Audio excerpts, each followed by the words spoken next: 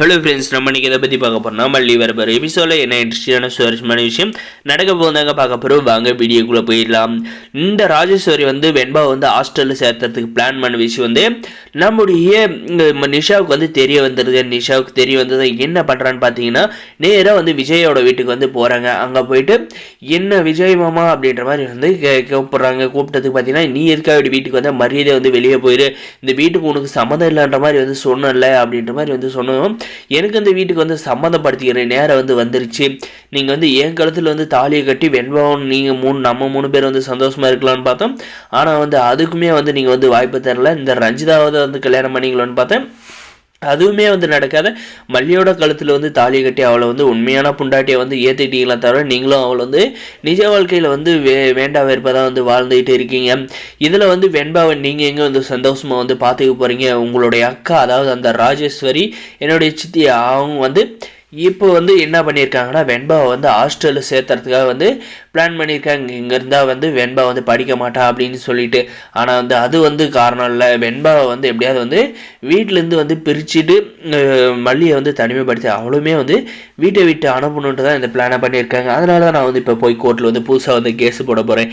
என்னன்னு பார்த்தீங்கன்னா, வெண்பாவை உங்களாலேயும் மல்லியால் பார்த்துக்க முடியல. அதனால தான் உங்களுடைய அக்கா வெண்பா இப்படி தான் ஹாஸ்டலில் சேர்த்த போகிறாங்க அப்படின்ற ஒரு கேஸை போட்டு வெண்பா என் கூட வச்சுக்கிறதுக்கு நான் பார்த்துக்க போகிறேன். எனக்கு அந்த மாதிரி கோர்ட்டில் இப்போ சொல்லுவேன். அவங்களால பார்த்துக்க முடியல, என் அக்காவோட பொண்ணை நான் பத்திரமா பார்த்துக்கிறேன் அப்படின்ற மாதிரி சொல்லிவிட்டு வெண்பாவை என் கூட கூப்பிட்டு போகிறதுக்கு எல்லா ஏற்பாடும் நான் பண்ணுவேன் அப்படின்ற மாதிரி சொல்கிறாங்க. என்ன சொல்கிறேன் அப்படின்ற மாதிரி பார்த்தீங்கன்னா, இந்த விஜய் கேட்குறேங்க. ஏன்னா விஜய்க்கு தான் இந்த அக்கா சொல்கிறதா வேதவக்கான்னு சொல்லி நம்பிக்கிட்டு இருக்கான்ல, அவனுக்கு இதெல்லாம் வேணுங்க. நம்முடைய மல்லி பார்த்தீங்கன்னா, யார் உனக்கு சொன்னது? அது அப்படியெல்லாம் இல்லை. நான் அவ்வளோ சீக்கிரம் வெண்பா ஹாஸ்டல்லலாம் சேர்த்த விட மாட்டேன் அப்படின்ற மாதிரி சொன்னது. உன்னை இந்த வீட்டில் வச்சிருக்கதே பெருசு, நீ வேற எதுக்கு மல்லி இந்த மாதிரி எல்லாம் பேசிகிட்டு இருக்க வீராப்பா அப்படின்ற மாதிரி சொல்லிடுறாங்க. நம்முடைய மல்லி சைலண்ட் ஆகிடுறேங்க. இதுக்கப்புறம் பார்த்தீங்கன்னா, நம்முடைய விஜய்க்கு பயம் அதிகமாக போகுதுங்க. வெண்பா வீட்டில் இருந்தால் தான் நமக்கு பிரச்சனைகள் இல்லை.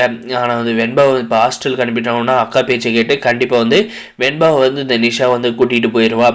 மல்லி நல்லா தான் வெண்பாவை பார்த்துக்கிறான். ஆனால் அக்காவோட ஈகோவால் தான் இப்படியெல்லாம் நடந்துகிட்டு இருக்குது. இதெல்லாம் நடக்க விட்டால் நம்ம பொண்ணை பிரிஞ்சு வாழ வேண்டியதாக இருக்கும். மல்லியை இந்த வீட்டை விட்டு போயிடுவா அப்படின்றதெல்லாம் யோசிக்கிறாங்க. இதுக்கப்புறம் ஒரு நல்ல முடிவை எடுத்து நம்முடைய வெண்பா ஹாஸ்டலுக்கு அனுப்பாத இருந்தால் நல்லா இருக்குங்க.